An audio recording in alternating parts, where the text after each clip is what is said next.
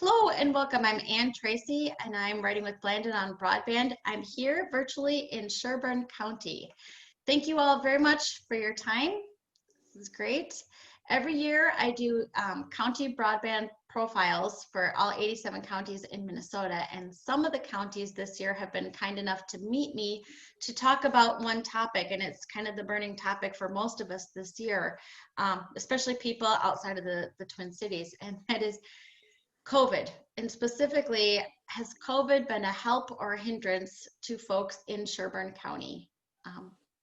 And Dan, you have been kind enough to gather much of this group here, so I might ask you to kind of get started and just give us a little bit of the lay of the land in Sherburne County, because it's a very mixed county. And maybe start off with, has it been a help or a hindrance to you?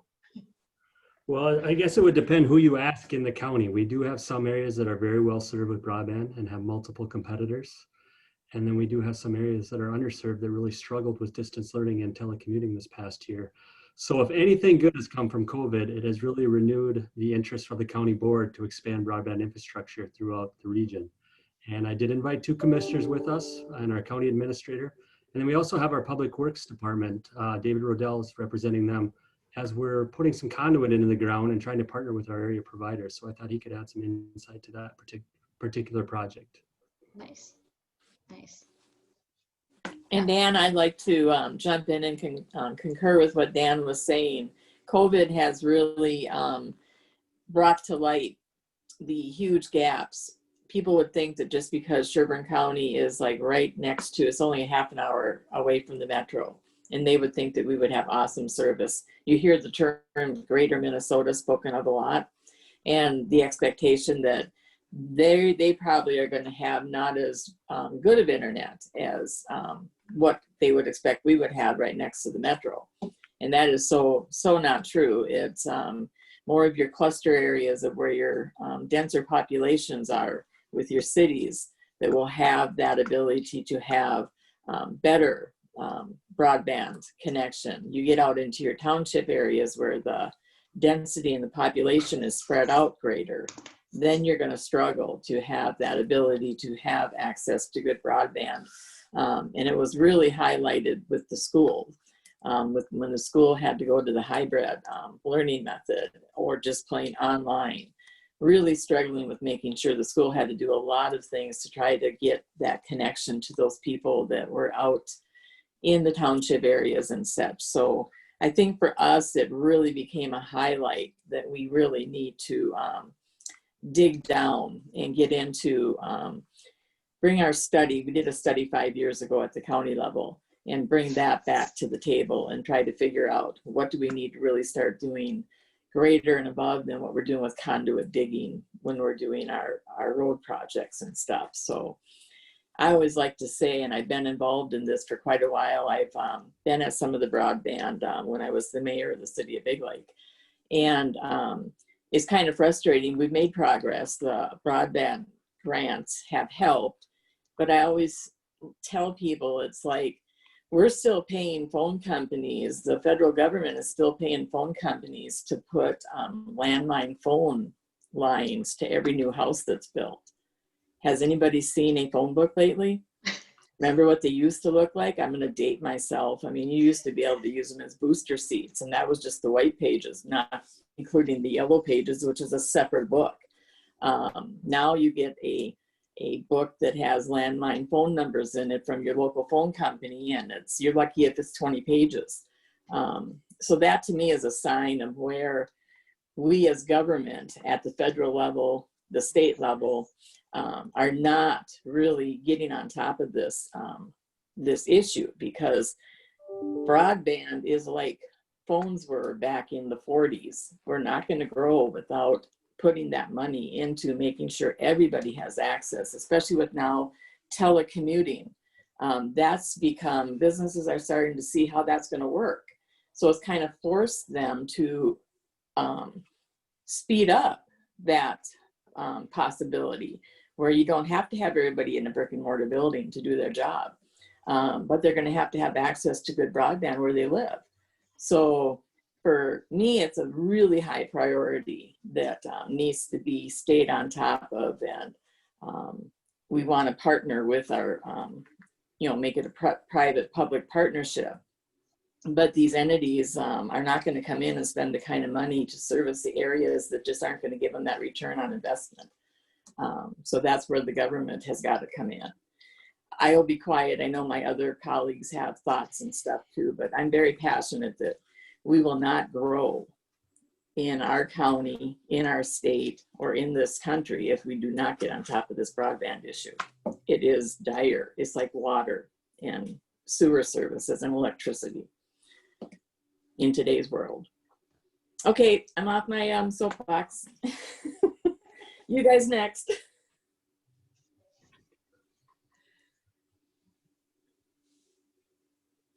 Nobody? Tim, you're mute. Hey, Tim, we can't hear. There we go. I'm dialed in for audio, so I apologize for that. I can jump in. My name's Tim Bill, and I'm another one of the Sherburne County Commissioners. I think, you'll hear a lot of stories. I think broadband's been both a help and a hindrance during this. I think, the access that everybody has now has been a help, but it's also shown some true capacity issues. You go from people mad that they can't stream Netflix, and now they can't send work files and have the kids going to school. So it's gone from a kind of a convenience item to a necessity real quick, and some forced adoption. I do think it's been a big help, the way we've been able to use it. Like I just said, kind of a forced adoption for, county employees, even us as commissioners, as far as, having to adopt this new technology that makes things a lot more convenient. So that's been a positive. But as everybody said, we're kind of a second tier collar county around the metro, and we still have a lot of rural places, and we have a lot of very dense metro type areas as well. So it really depends on where you live, but both a help and a hindrance. I mean, you're never gonna have the same story from a bunch of people unless you're in inner city Minneapolis. So. And Bruce, I know you were part of the Blandon broadband community when you were in Chisago County, and now you've been in Sherburne for a year. It'd be interesting to hear your perspective on the differences between Sherburne and some of the other counties you worked at. Thanks, Dan. Just a couple of comments. First of all, with respect to the question of help or hindrance, from an employer's perspective, I'm not sure hindrance is the right word, but there are some challenges that this experience has brought forward to us. First of all, the disparity between haves and have-nots for broadband, of course, has led to differing work assignments when we have people telework, including some people where they just can't telework at all. And as a result, we've had to assign remote work, which is basically paperwork at home. So there is a little bit of an equity issue that comes up in terms of the pandemic and saying, okay, we're all gonna work from home. Well, some can literally telework and some cannot. Second thing that it's done is the expansion of broadband, while it's allowed for telework, has also put a spotlight on issues that employers have sometimes struggled with. One is productivity and monitoring or managing productivity. Now that people are literally out of sight, how does that affect how we make sure that they are productive? And that's been a double-edged sword. We actually have seen productivity increase in some areas because people are work more than 8 hours. I mean, they just sit down and start working and keep working. And then there's others that literally have fallen off the radar and has resulted in some challenges. Somewhat related is just the idea of office collegiality when you're not there. The water cooler conversation is less, the cafeteria conversation is less. You can feel over time that relationships are changing, they're modifying because of that lack of physical interaction on a daily basis. And again, that can be both positive and negative depending on the work environment that you were from. And then finally, the sense of permanency is something. As broadband becomes more ubiquitous in the work environment, it also means, as Commissioner Dolan mentioned, that we're starting to see people talk about being permanently assigned to remote or telework because of the technology. So, you know, there are some challenges that we're struggling to overcome. And then the unique challenge to public sector is, of course, there's an expectation by our customers. We can't say no to a single customer. So that means that we still have to have a physical presence. We're open from 8:30 till or 8 to 4:30 every day. We staff our counters, and the idea of just shutting down, except for in the most dire circumstances, is antithetical to what government is. We also service people who have no internet. In fact, some have no cell phones. So we have to provide the most basic level of services all the way up to high-speed services. And that challenge in government actually creates more demand, not a shifting demand, as opposed to some private sector options. You know, I talk to people who have virtual banks. They haven't been in a bank for 20 years. That's not an option typically for government. With respect to where Sherburne sits, as Commissioner Danielowski mentioned, it's critical. In many ways, Sherburne has suffered from its own successes up until recently. And that is the broadband expansion has happened more because of private sector demand and supply issues and growth issues. It hasn't been necessarily prodded or steered. Chisago's example was if the county didn't get involved, it wasn't going to happen. And I think for Sherburne, we're now facing that. There are parts of our county that if we don't get involved, it won't happen. But Chisago's example was pretty much everybody was in that boat. And so as a result, there was a real coordinated effort by communities to get together, to work on joint applications, to do the studying.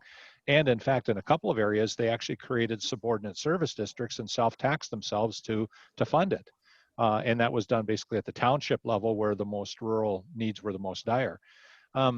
So you can see if we take the example of other counties that are non-metro, Sherburne's going to be somewhere in between. We have a lot of communities that have good service and we have some that aren't going to get it unless we get together and come up with a master effort, a master planning effort. And I think that's where we're at right now. So I thought I'd chime in. David Rodell, I'm the Deputy County Engineer at Sherburne here.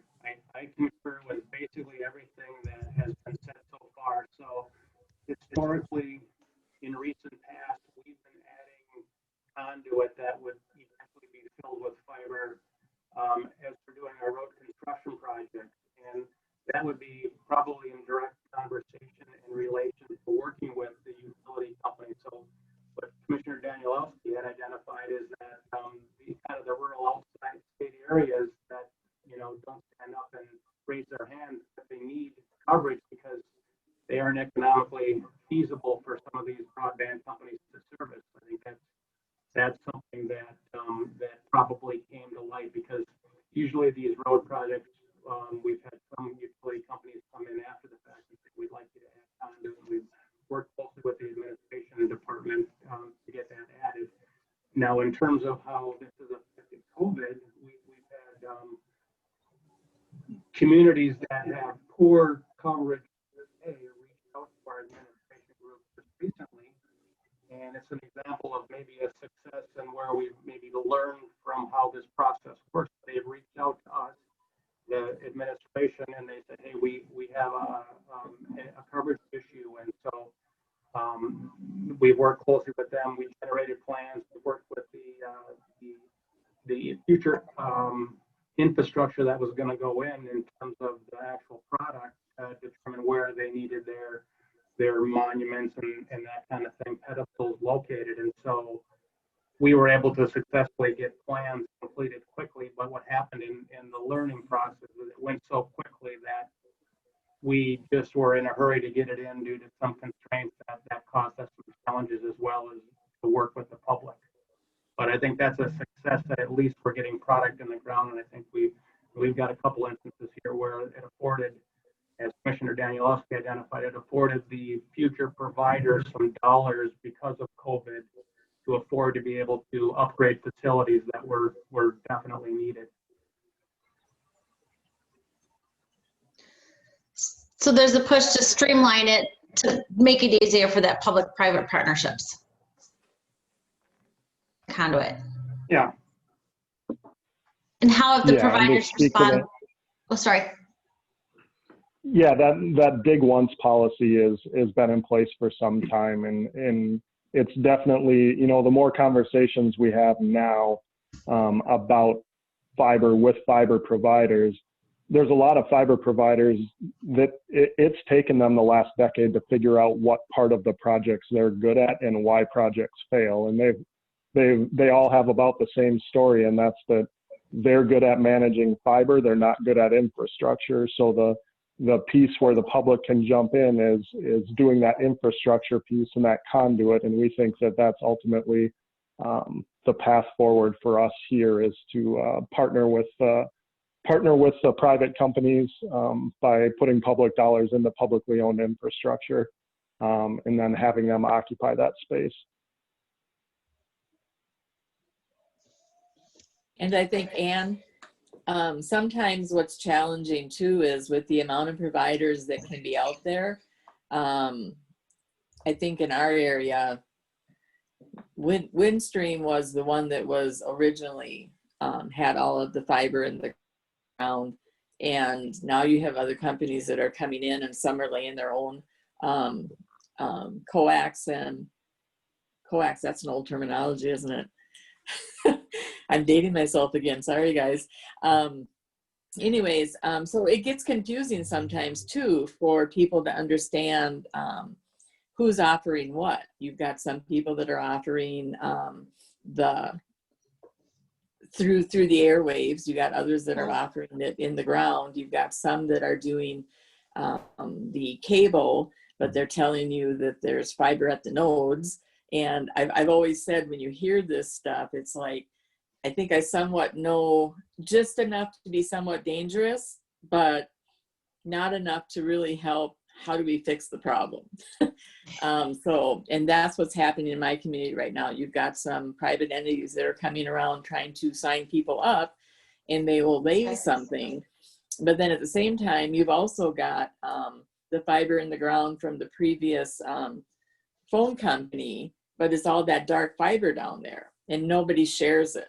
And so it's like, why do we have all this stuff in the ground, but nobody is sharing it because it belongs to each individual entity?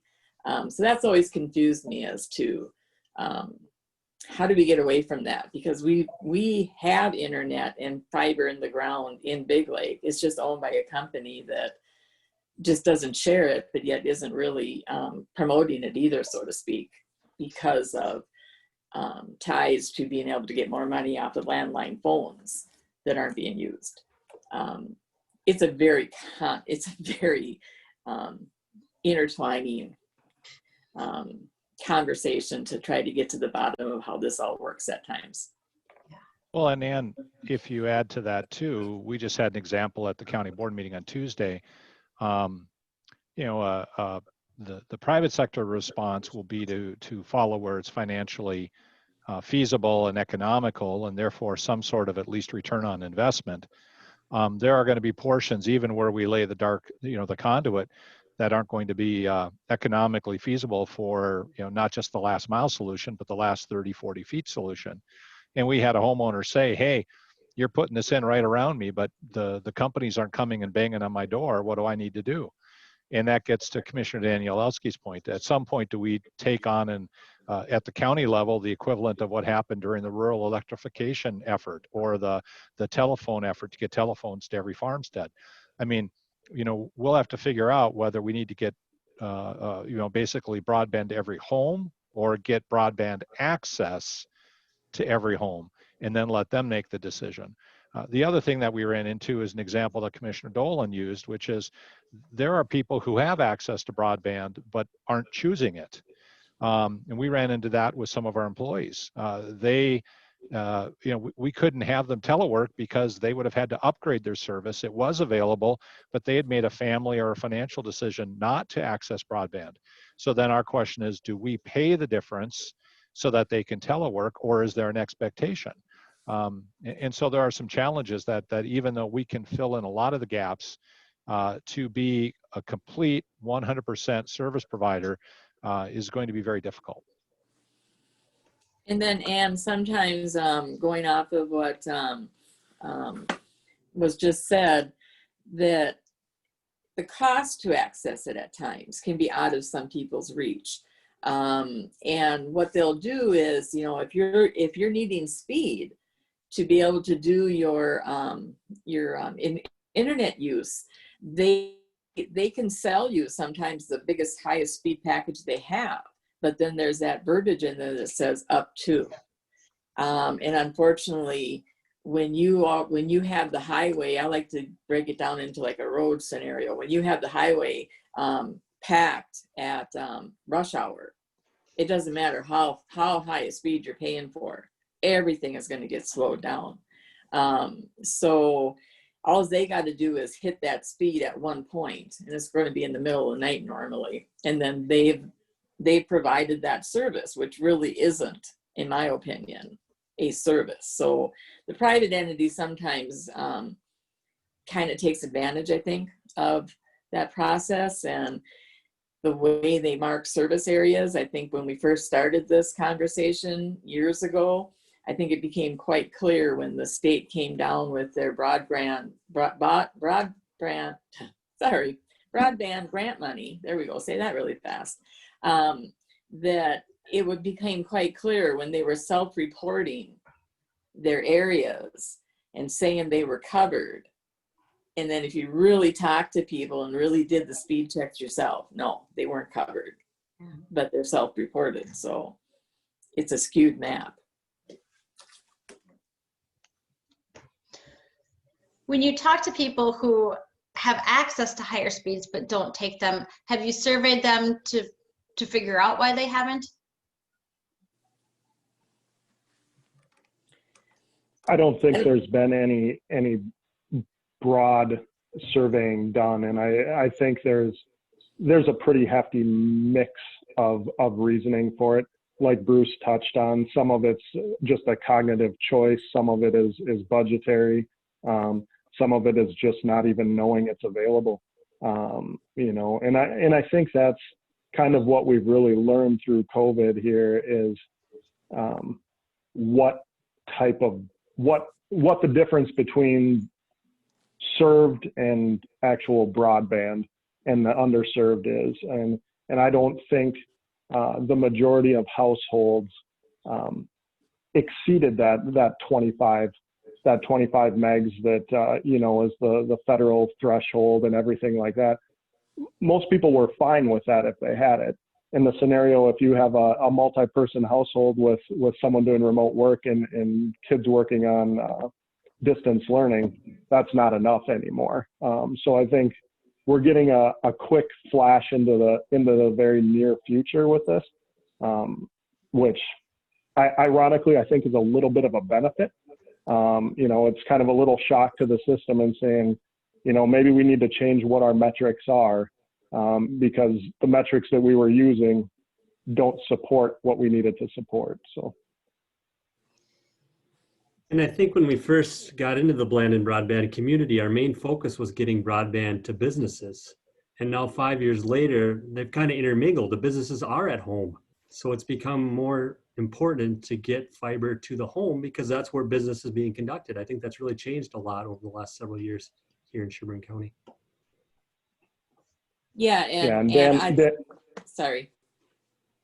Go ahead, Tim. I was just going to say, Dan brings up a good point. And, you know, if you look at our demographics of our county and where people live versus where they work, we're a huge commuter bedroom county. We have a lot of high income earners that commute into jobs for large companies inside the metro that are now working at home. And those are, not only are they working at home, they're typically jobs that are transferring large data files, that are hosting conferences like we're in right now on a regular basis.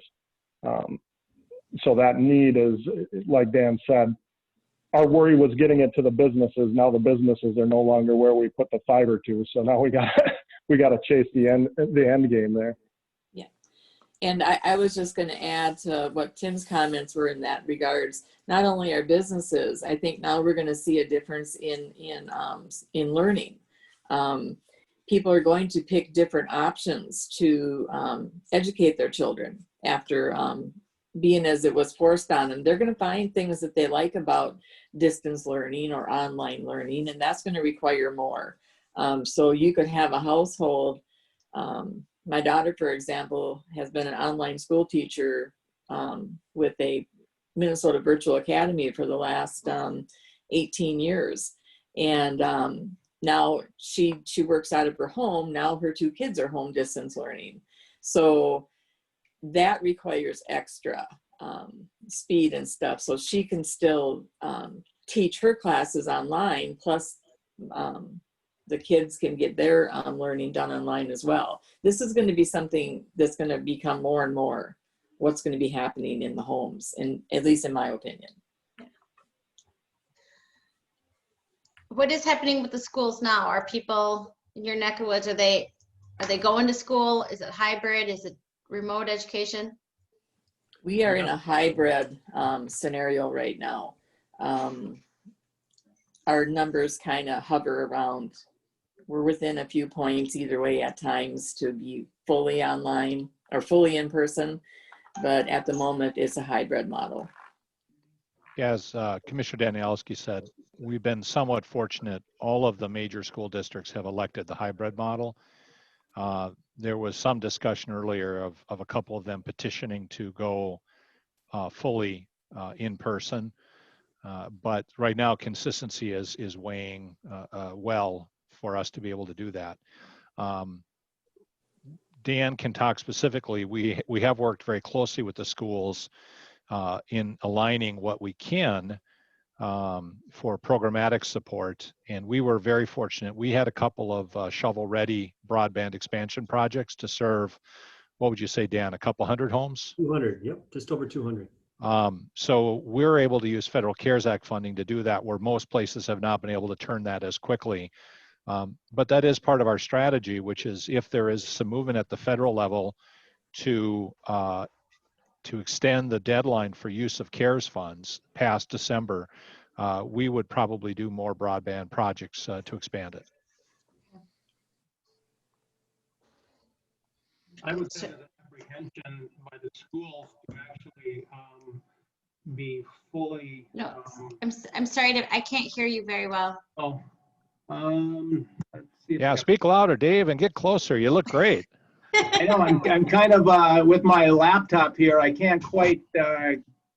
You're perfect. Close. Just stay where you're. Oh, you went back. Right. Come closer and yell. Don't yell too much. We have, I think our school system, I'm in Princeton area, so which is kind of a northeastern suburb of Sherburne County. I think our school system is reluctant to fully give themselves up to they have a hybrid platform, but they have kids that are distance learning, only distance learning Monday, Tuesday, and not the rest of the week. And so then they've got kids that are distance learning Thursday, Friday, but not Monday, Tuesday. You know, we actually have a hotspot at our house that we added that the school gave us. You know, my wife remote works. I remote work a couple of days. She's 100% of the time. I don't know if there's just a reluctance to just jump all in to kind of risk not being able to be rewarded by having full-time coverage. The hotspot, is that sufficient for you folks? We literally started school this week, so I've got 2 daughters that are using it right now, and essentially it's a data card, so it's from Verizon Wireless that provided it to the school. So if I could rely entirely on my Wi-Fi coverage, that would be great. You know, with the coverage that I currently have, it's a newer system. I just got it, and it actually shows me that I have 16 items attached to this Wi-Fi. They're not all going at the same time, but between cell phones and computers, you know, there's 16 items being connected to my Wi-Fi system. Yeah. If it wasn't working, you'd know. I see it connecting and reconnecting, but so far it hasn't slowed down because, as Bruce alluded to, I'll look up and it'll be 5:30 or 6 o'clock at night, because when you have your home office on your kitchen table, you do have a tendency to sit there maybe longer than your should or would normally. Well, you know that. I'm sorry, Ann, go ahead. Sorry, I was just gonna. Do you think that access to broadband is part of going hybrid as opposed to all online, or would it be hard for you to make that decision to go all online? For schools or for schools, employer? sorry, for schools.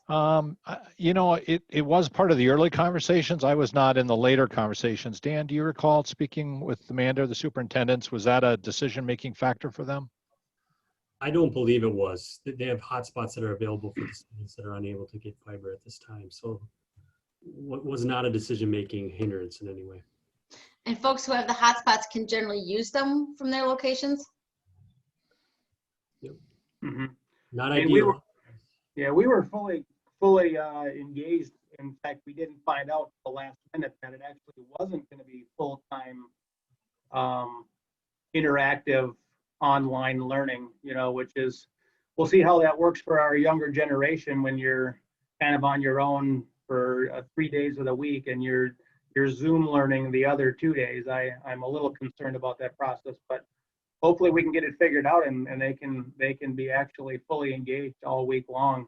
I think, like I said, I think there's a reluctance to jump all in, but I have no reason to believe that it wouldn't work.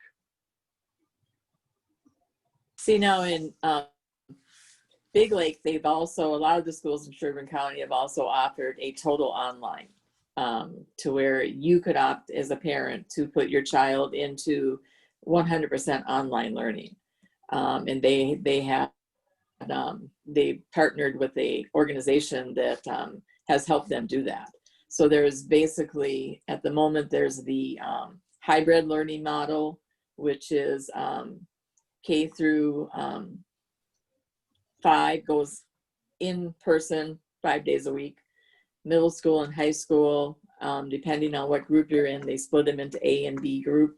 Mm-hmm. If you're A group, you go, you're in person in the school Monday and Tuesday, you're online learning Wednesday, Thursday, and Friday. If you're B group, you're in school in person Thursday and Friday, and online learning Monday, Tuesday, and Wednesday. And then Wednesday is the day that they totally clean the school.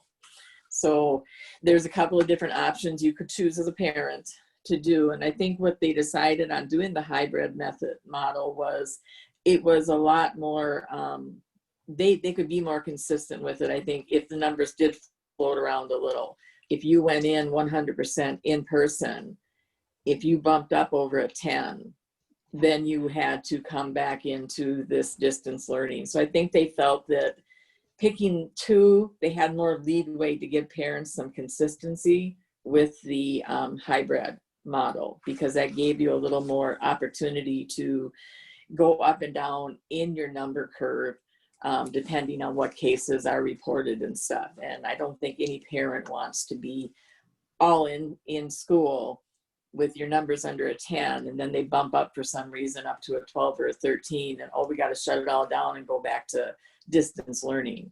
Parents have to have the schedule better than that because they work as well. So I think that's why they opted for doing the hybrid method. Right. And you said they had somebody help with the all online folks. Yes, they partnered with a company that, doing online learning isn't as simple for a brick and mortar school to just jump into if they haven't been doing it.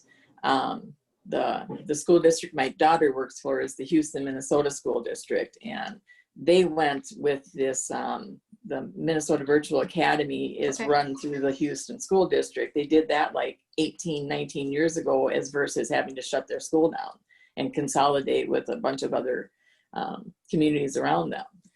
So this has been a process. So you just can't do that process on a turn of a hat as a brick and mortar school. So they partnered with an organization, I think it's called Ingenuity. And they're the ones that are providing the teachers are the teachers. They're still the teachers, but they provide that curriculum, so to speak, that's geared towards online learning.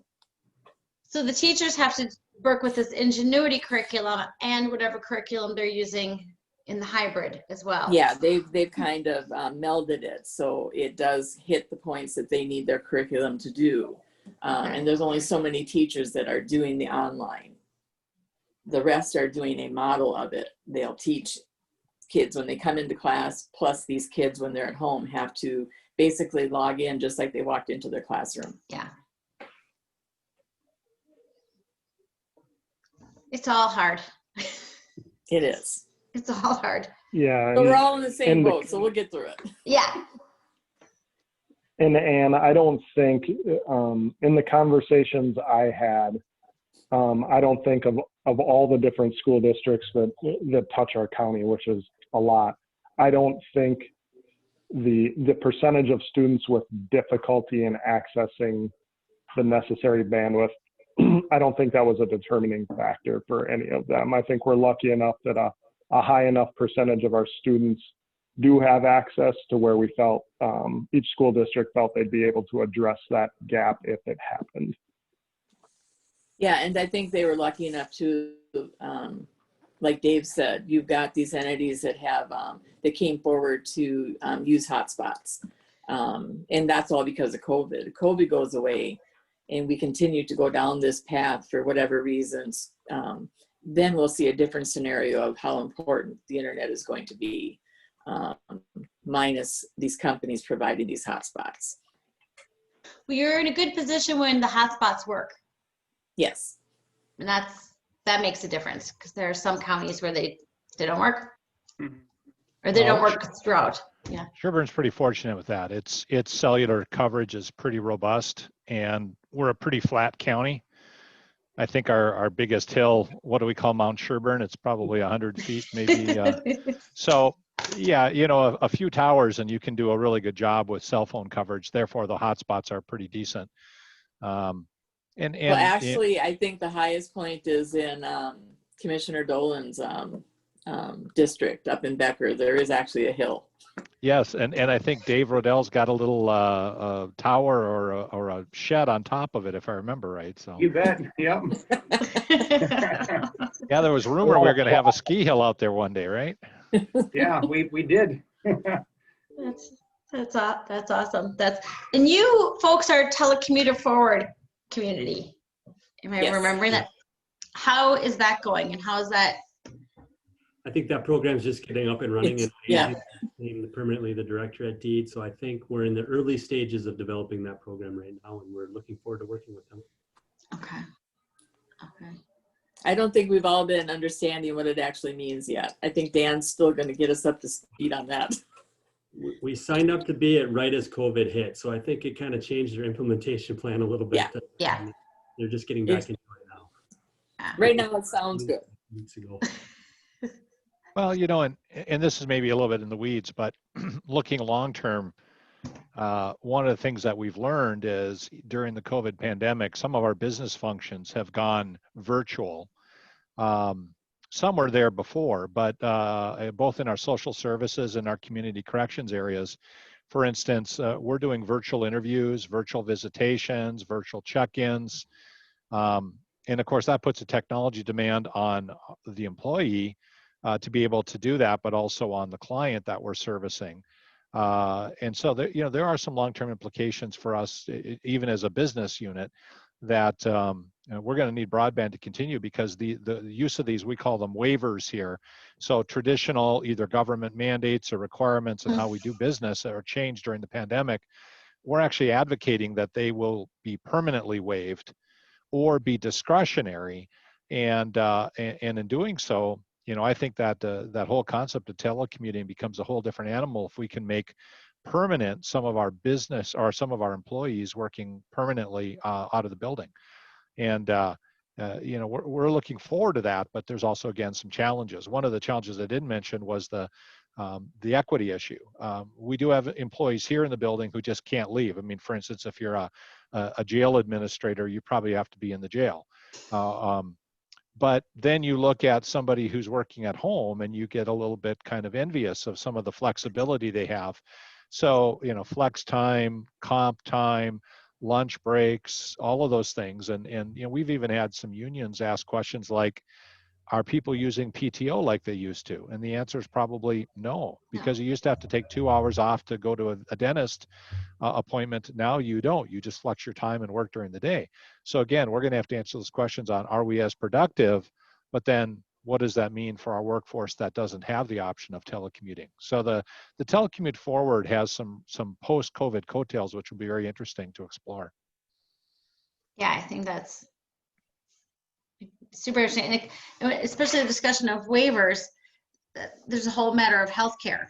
Mm-hmm. And I don't know if any of you are healthcare experts or what's happening in Sherburne County. Well, I mean, I can give you examples of the debate we're having internally without getting in too much detail. There are a group of our staff that after a few months of tele-visitation with their clients were advocating to get back out in the field because their opinion and their position was interviewing a family over Zoom is not nearly as effective as being in the living room with mom and the kids and seeing the environment and hearing it. And as you said, smelling it, tasting it, touching it. So, you know, what does that mean? It means maybe a monthly check-in works every 2 months, but on the third month, you're going to have to be physically with the client. Obviously, when it comes to community corrections, you can't really do a drug test. You can't do a urinalysis over Zoom. So there are going to be some limitations that we're going to run into here fairly quickly. Courts have done some things really in Sherburne. They've led the state in virtual courtrooms. It's been really, really creative. But again, there is a point at which judges and defense attorneys and prosecutors are saying, we need to get together. We can't do this all virtually. But yet at the same point, because of the COVID, we've really stretched our imagination on where technology can be as effective as possible. So it's probably not going to be a be all end all, but there's no doubt the tool has become much more critical in our toolbox. Yeah. It's interesting about the virtual courtrooms because I think I could see where that would be difficult to do. I could see where there's an expediency that you need there as well. So for some court proceedings, it's incredibly effective. You can imagine just the logistics of somebody who might be in a court case here, but in a jail down in Hennepin County. Well, we have to send deputies down, pick them up, bring them here. Their defense attorney has to come here. The prosecutor might be in the building. There's a whole logistical process to this that doesn't get removed with telecourts, but what happens is it gets replaced. Now the court administrator has to have the timing right. There has to be the right technology, both in the jail where the person is, plus in the courtroom.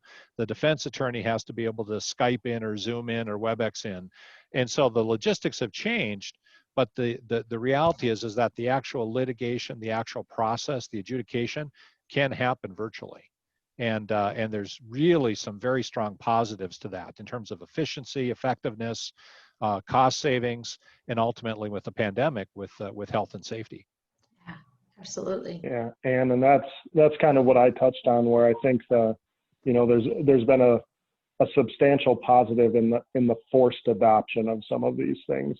They might not all stick, but they're things that might have taken a decade, maybe two, to even explore without this scenario. So that forced adoption I feel has been a huge positive, in just about every facet of government. I think that people wanting to Zoom with their family has brought more people online than, that has forced the adoption in a way that I think is incredible. We've spent many a conversation with my family. I can't see you guys. And that's from a woman who knows Unix. That's from my mom, who was a systems analyst for years. But it is amazing. I mean, it's just, who would have taken the time before? Yeah, no, and the skill set to be able to navigate a conversation like this with multiple people on a conference call, was difficult. I was joking with a colleague the other day about the fact that I've had, 3 or 4 conference calls with a husband and wife, and in the rest of my life, I don't think I've ever had any. And that is the weirdest dynamic without the without the feedback and the visual on it. It's definitely a new skill set, that's for sure. That is true. That is true. I'm thinking of the things that we've covered. The other thing I'd like to ask a little bit about is if there's an increased interest in people moving to the area. Especially as you say, you are close to the Twin Cities. You know, we've got, throughout the state, we have the pandemic. I live in St. Paul. We've got other issues in the Twin Cities, and I think there are some people who are looking to move to different places.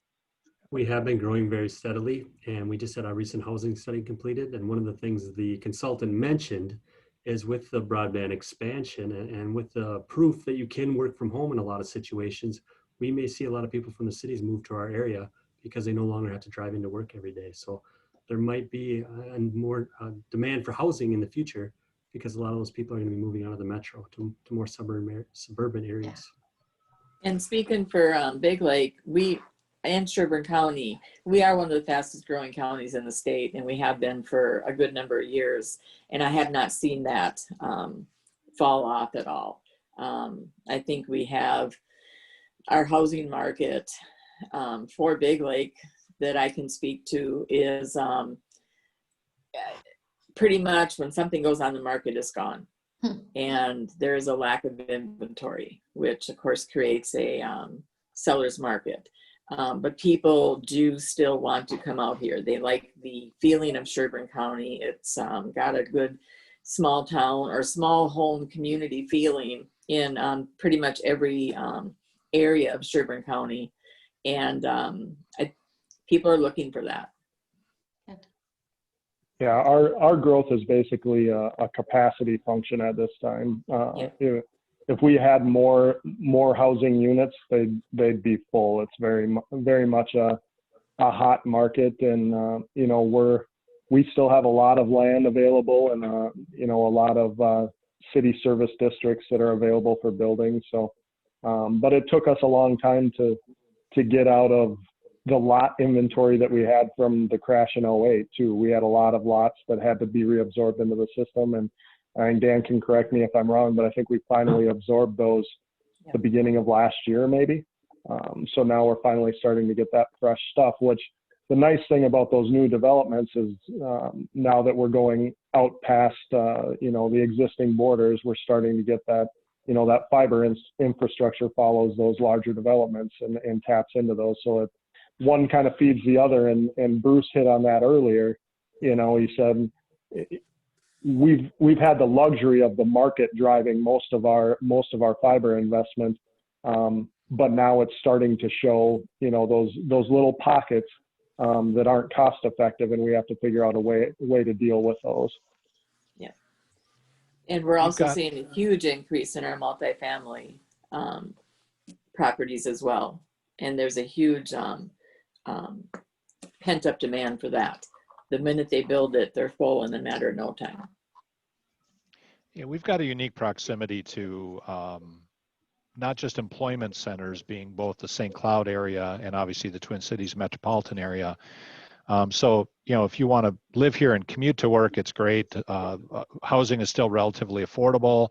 As Commissioner Danielewski said, incredibly good neighborhoods with schools. So you have safe, healthy, vibrant communities. You can get lakes, you know, properties. You can get wooded properties. You can get little ranchettes and farms if you want. The one asset that we have, which makes us really unique compared to some of the other commuting or teleworking destinations, is we're also within an hour's drive of almost anything you want for amenities. So even if you want to get out of St. Paul, for instance, this is a place you look because you can still drive in or take the train in for the Twins game. You know, you can go and find the shopping you want. You can go and find the big lakes or the big rivers. And so as a result, you know, we're not going to be the true ex-urban who's going to go to Coochin County to get away from it all, and literally will be away from it all. You can be away from it all here and be 45 minutes away from it.